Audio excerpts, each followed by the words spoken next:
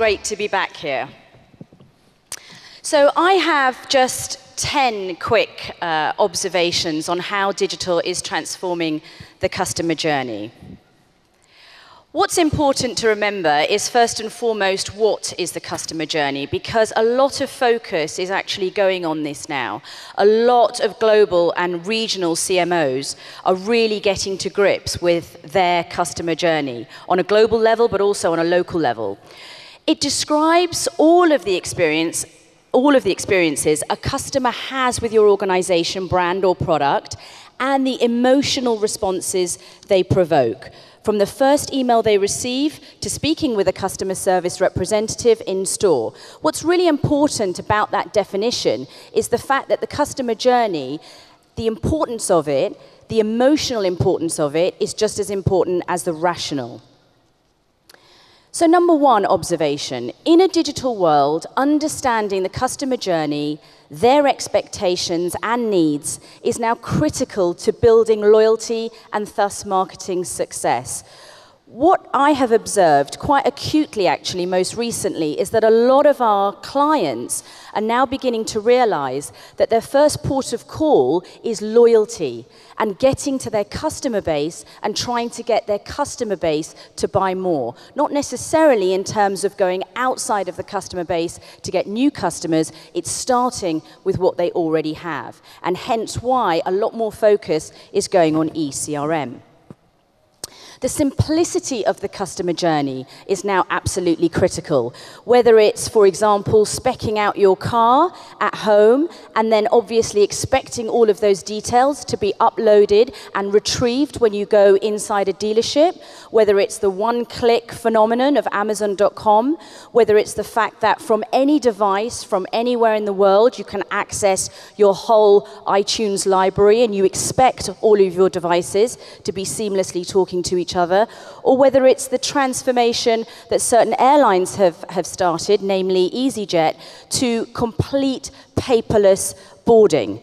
They've actually managed in a very short period of time to get over 1 million customers on mobile boarding, and now that is literally fast becoming the norm. And taking out that paper trail is saving, obviously, these customers a lot of money. Number two, the proliferation of smart mobile devices and the reach and influence of social media means that the customer journey is no longer linear. I think we pretty much all know this, but I think that many advertisers still don't appreciate just how much earned media can actually hijack their entire customer journey. I was even talking to a head chef on Monday night in a top London restaurant, and the thing that he is dealing with, which surprised me actually, was the fact that some of his customers keep tweeting his dishes and posting negative and positive comments, and that's something that he's finding it very difficult to control. So short of actually banning devices in his restaurant, he doesn't know what else to do. But it just gives us an indication of just how much people are struggling with the fact that you can post anything, anywhere, anytime. Number three, the rapid adoption of smart connected devices means that the customer is now always on. Again, this is quite an obvious comment, but it's still something that a lot of clients are struggling with.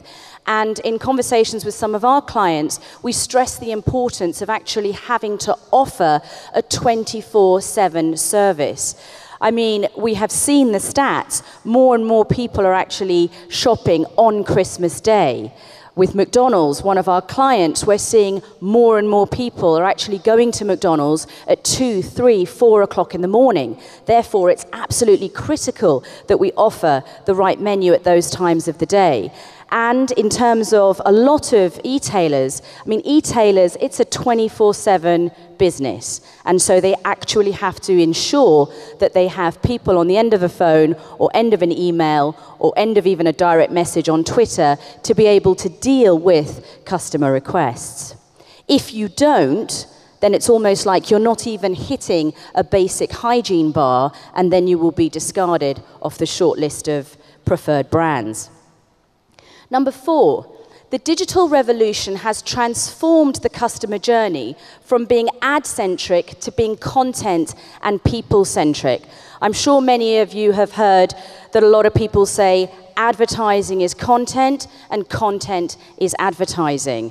That whole trend is growing quite aggressively. And it really means that in many senses, a lot of brands are now becoming media companies.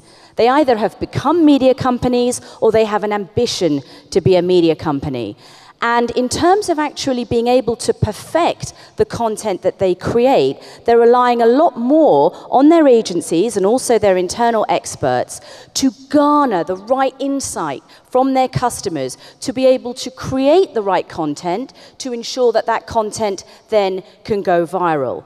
And so that whole journey and that whole supply chain is really having quite a fundamental effect on how agencies are actually structuring themselves and how agencies are now working with their respective advertisers. The content is absolutely critical because we have all felt the transformation from moving from just creating messages to actually creating content that influences conversations and that builds experiences that people can actually rally around. And a lot of content is now being created on what actually makes content shareable. And that really is the holy grail. It has to be interesting. It has to be entertaining. If the content isn't interesting and entertaining, it will not be shared. And quite frankly, sometimes if it's not shared within 24 hours, then it is never shared. And then that becomes a problem. And really, on the media agency side, what is very interesting now is we are having to become masters of that content distribution.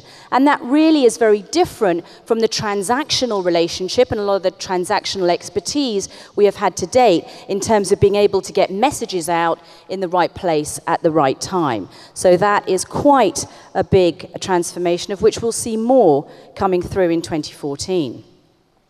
Number 5.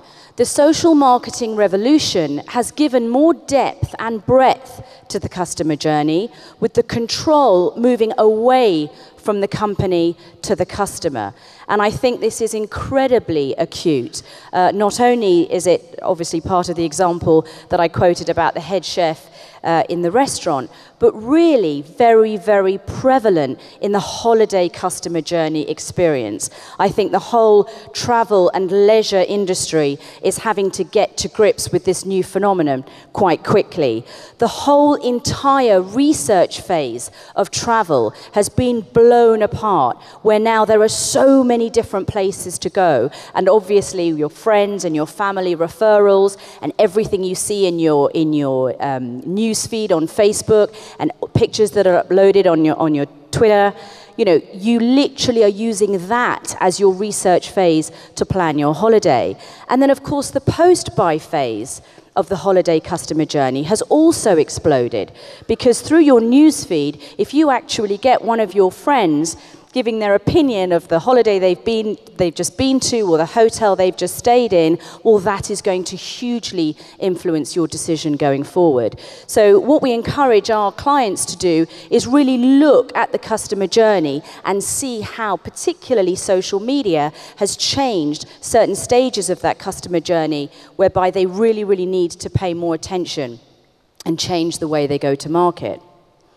Number 6. The customer journey has now forced a structural and operational transformation within companies. I think this is one of the most significant, and a lot of companies are grappling with this at the moment. It really is the complete coming together of what has historically been separated in terms of brand and response pillars. Those brand and response pillars now are coming together under what could be called an Uber chief sales and marketing director. A lot of massive companies, including the likes of Walmart, have now restructured under someone who is responsible for short and long-term sales. What's incredibly critical as well is that retail and CRM is now under that Uber chief, and it kind of makes sense, Because if you really do look at your entire customer journey and every single contact point your customer comes in contact with, then the historical separation between brand, response, retail, CRM doesn't make any sense. So there's huge, huge organization now within the client side and within marketing departments. Number 7. Real-time behavioral data has made the customer journey more personal, adaptable, and dynamic. Again, it really is incredible how we kind of spoke about real-time marketing about 2 years ago, but now we're doing it. And it really, really is a game changer. And it means that a lot of us don't even have time to sleep because you have to be always on. When Twitter ad targeting started with their geolocation, you know, it's incredible that actually through your mobile phone, you can get a pertinent message right there and then as you walk past Starbucks. I mean, that, you know, with things that we could only dream about 2 years ago, but now we can actually take advantage of them. Dual screening is another phenomenon.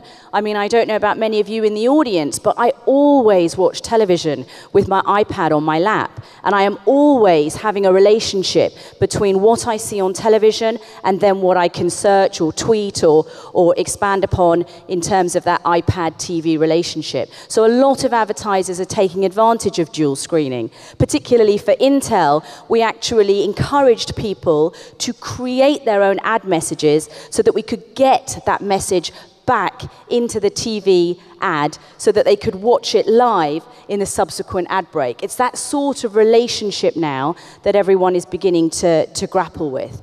And then, of course, personal retargeting. Amazing that actually sometimes when you're on your iPad or your PC, it's quite spooky because it's a bit Big Brother, but obviously everyone knows what you were doing and what you were viewing. And so suddenly when you're served a message or you've dropped off a particular site and someone encourages you to hook back in, you know, it is spooky, but it's very, very effective. Number 8. The customer journey is a complex and constant interplay between the virtual and physical worlds. And again, there are some advertisers and some companies that really get this right. It has to be seamless.